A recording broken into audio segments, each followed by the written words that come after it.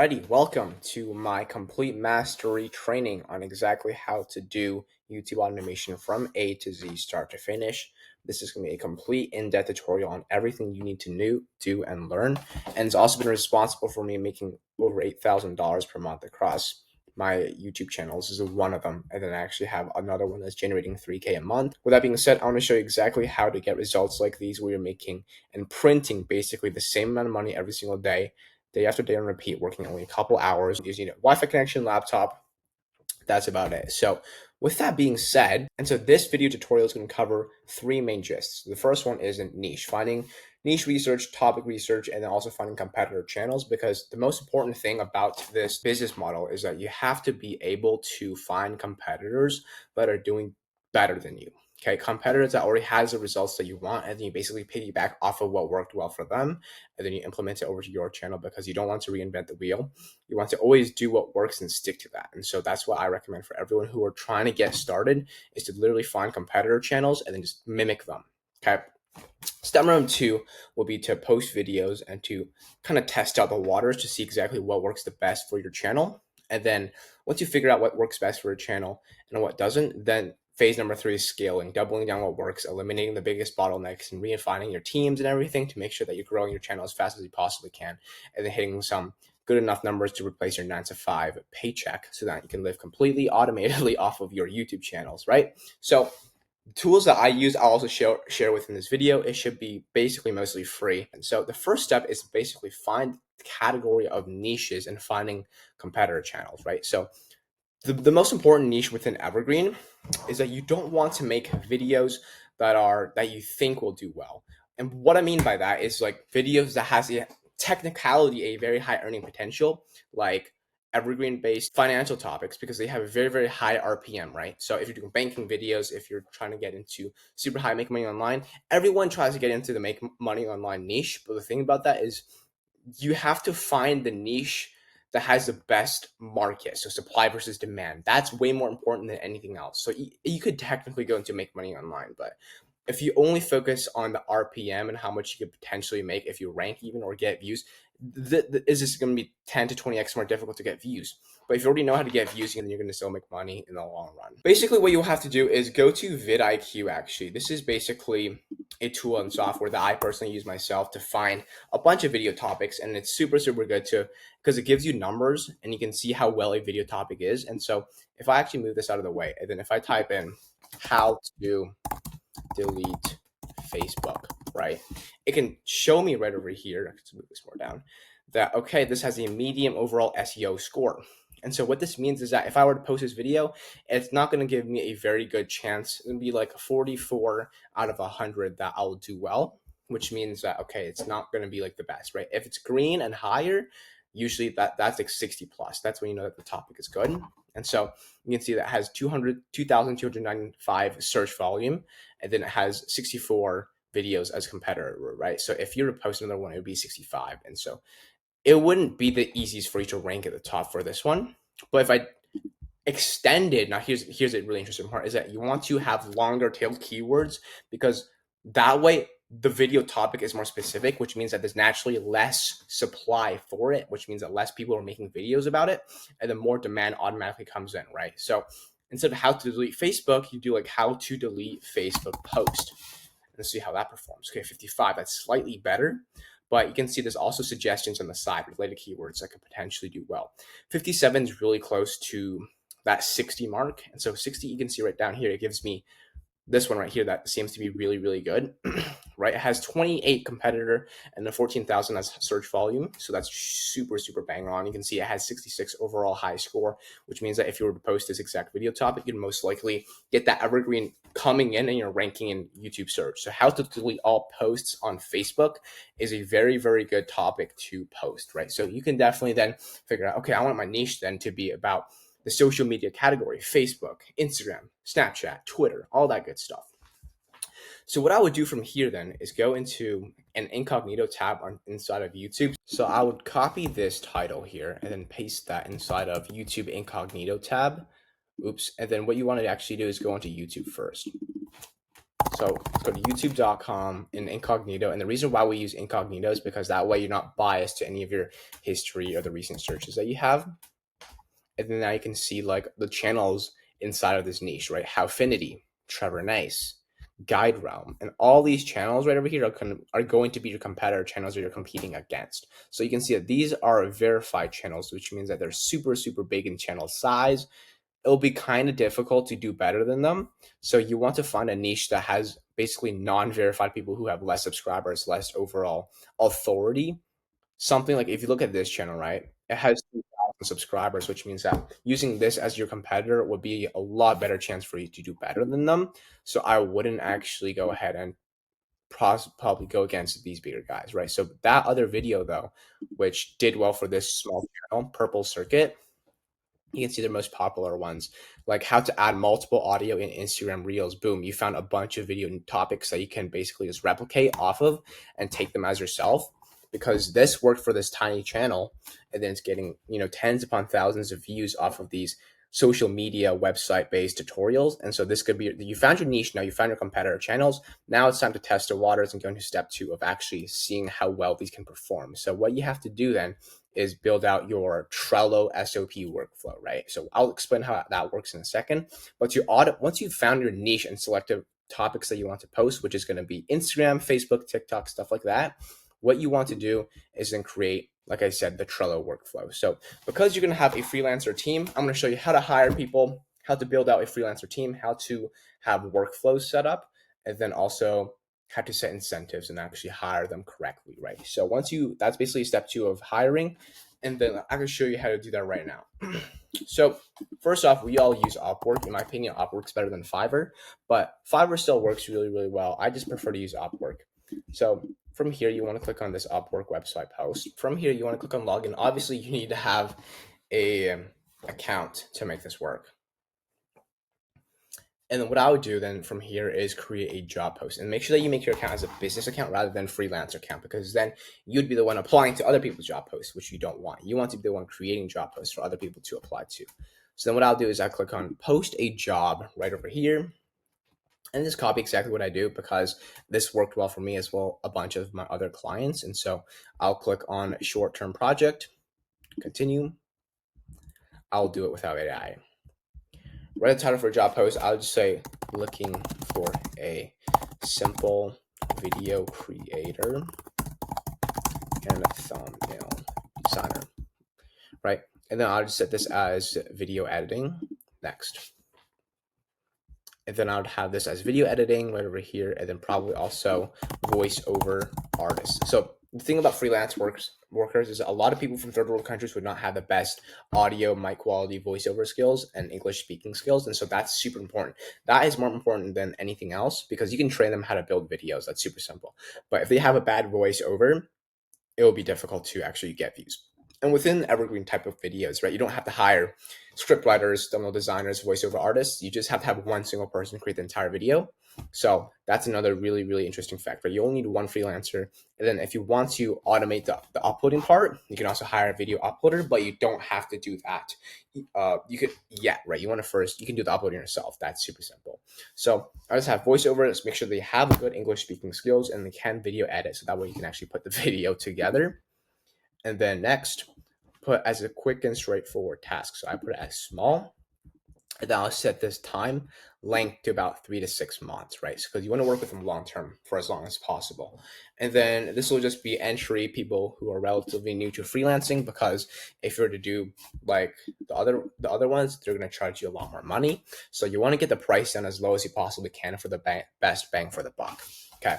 And then right over after here, you can say, no, not at this time, because then you're gonna have to pay more money if you want to plan to hire full time, right? So then from here, you want to click on budget, and then you want to set, you don't want to do an hourly rate. You want to set it as a fixed price, and then here's where the trick comes in, okay? This, you want to set up as a really high amount. So I usually put 500. That just sets as a really nice incentive for them to apply to your job post, because when they see that huge number, they're like, oh, wow, amazing. What I'm going to do then is I'm going to apply because I can make $500. But in reality, you're not going to pay them $500 up front. Okay, this is just basically to hook and bait them into applying to your job post. And then from here, you just type in looking for a simple freelancer Freelance to create YouTube videos with screen recording, because those tutorials, right, how to Instagram or whatever, that would just require people to build out the videos with a screen recording, voiceover, and just cutting out all the edits, stutters, pauses to make the video as seamless as possible. You don't need crazy editing. You don't need those fancy flashes and edits like Mr. Beast, because people are not clicking on your video for education, for entertainment. Remember that. People are clicking for the form of education to actually get a solution because they have a problem that they faced, which they want a solution for. And so that's exactly what your video is providing them, right? Then I'll set the price here as $5 per video and thumbnail. So they have to do the whole entire video packaging. And these thumbnails are made in such a way, like you can see, the thumbnails are the exact same format, right? It's super easy to make. It takes like a minute. So that's why you can get the rates down for super cheap, actually. $5 per video and thumbnail. And then you want them to create X amount of videos per day. So let's say 1 to 2 videos per day. So that way you can pump out as much videos as possibly can, because the rule on YouTube is the more videos you can upload, the more chances you have of getting views. The whole, oh, you want to make the perfect video when you're uploading? No, not really, because that just leaves you with overthinking everything, and then you're not focusing on doing the right skill when you're starting out, especially, is to have the skill set down of experience. Experience is super important when you're posting on YouTube. And so you want to have a good amount of videos up and you know what works well before you divert towards quality. And especially with search-based, you don't need to have the best quality videos, simply because people are not watching for quality, they're watching for a solution. So if you can provide solution, right steps, a good tutorial to give them value, it doesn't matter how bad your video quality is. It could even be a really terrible voiceover. It would just be a bonus if you have a good voiceover inside of your freelancer videos, right? So English voiceover only, no AI voice. And the reason why we don't want to have AI voice is because that will lead to channel termination. A lot of people, they get into using AI to create their content, and there's this thing called reused content on YouTube, which would suck, because if you get that, that means you cannot make money because you're literally demonetized, and B, if you have that too much, you can potentially get your channel terminated. Because reused content essentially just means super low quality videos that are not seemed to be created originally with humans. And so YouTube has an automation system where they literally flag all low quality, cheap production based videos. So you want to make sure it's done by real humans with real voices and real editing. So that's basically what I would do. And then last one is, are you good with the price, right? Because if they're applying and they negotiate, the last thing you want to do is hire them and then they negotiate you with the price, because then that can be basically objection handled from before you actually hire them. You want to make sure that they are okay with the price. You can fix that and lock that in, and then you can go ahead and hire them without any sort of problems with the $5, right? So are you good with the price? That's basically how simple you want it to be. Super easy. You shouldn't take them like a whole, they don't want to spend 10 to 20 minutes reading over everything. So make it short and simple like that. And then click on review job post. So that's about it basically. And then I'll click on post. Now you can see that your post is basically live, and then you just have to wait for people to apply to your job post. And that usually, I would give it a day. I'll delete that. So yeah, I'll give about a day for people to apply to a job post. And then down here, you can actually see, you can invite people to apply to your job post. And you have 30 invites, as you can see down below.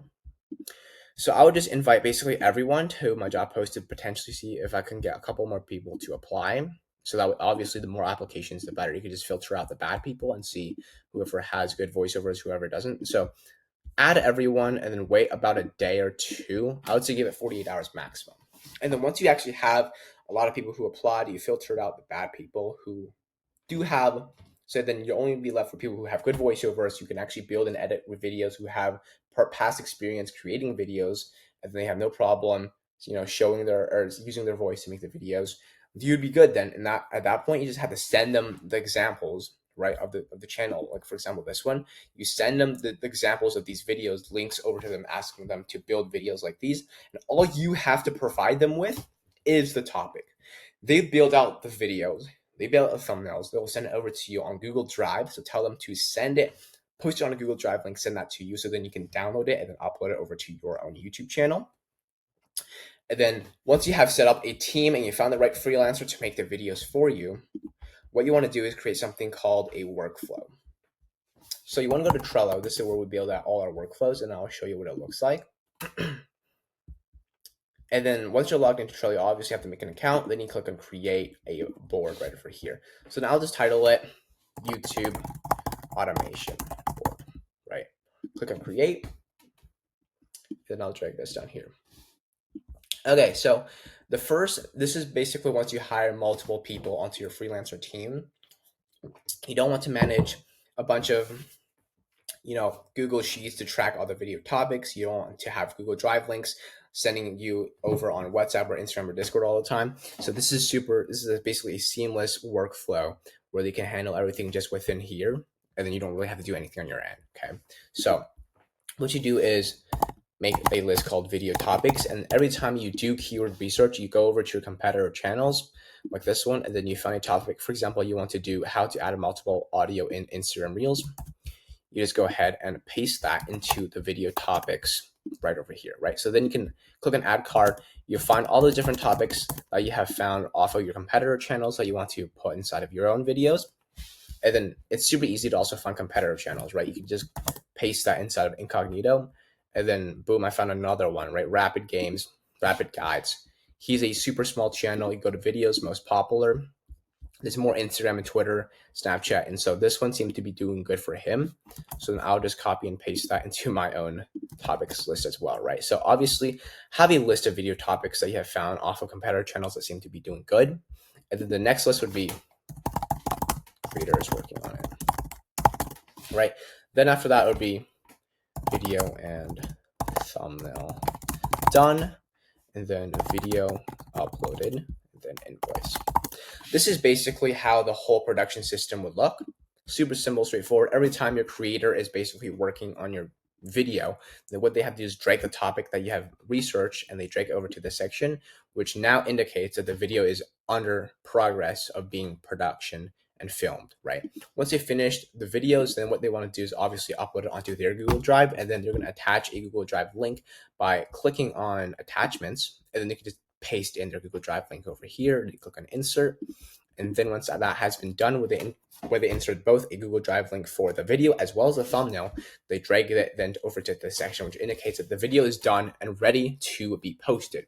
So then you can take let's say after like a week, they have a couple of videos that are done inside of here. Now all you have to do is take those Google Drive links, download it to your device, and then upload it onto your own YouTube channel to generate the revenue. You click on create, you click on upload videos, and then you basically just select the file, and then you just upload it to your YouTube channel. So then that way, after you have uploaded the video to your YouTube channel, you have made the title, description, and then made it public, and you added the thumbnail and everything, then you just drag that topic into video uploaded. So now you know out of the topics, which ones have been completely uploaded onto your YouTube channel, so you can track how many total videos you have posted, right? Invoicing is basically just the last section where now your freelancer will go ahead and type in all the videos and thumbnails that they have created, which are completely done. So for example, they made how to add multiple audio in Instagram Reels, audio in IG Reels, right?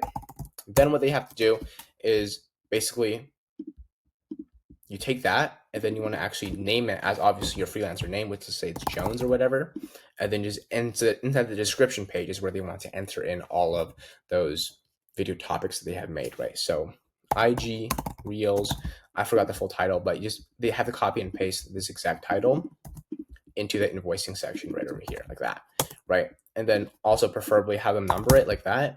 So then it's like 1, 2, XYZ, and then you can just see every single time from 1 all the way to 9 or whatever, how many videos they have end up making. You can see like all the exact video topics as well as how much they have created. So that's essentially how the whole workflow setup works and looks like. It's super simple. You just drag piece by piece.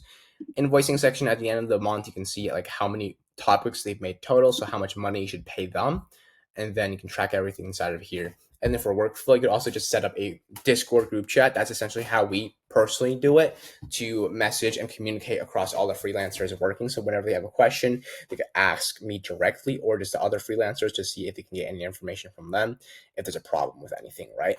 So that makes the whole process seamless. That's how the production system and the workflow looks like. And so once you have your niche done, topics down, competitor channels down, and then you have the workflow done, you have the freelancer team down. That's basically it. That's all you have to do. And then after, you have to start uploading and find out which topics are doing the best for your YouTube channel.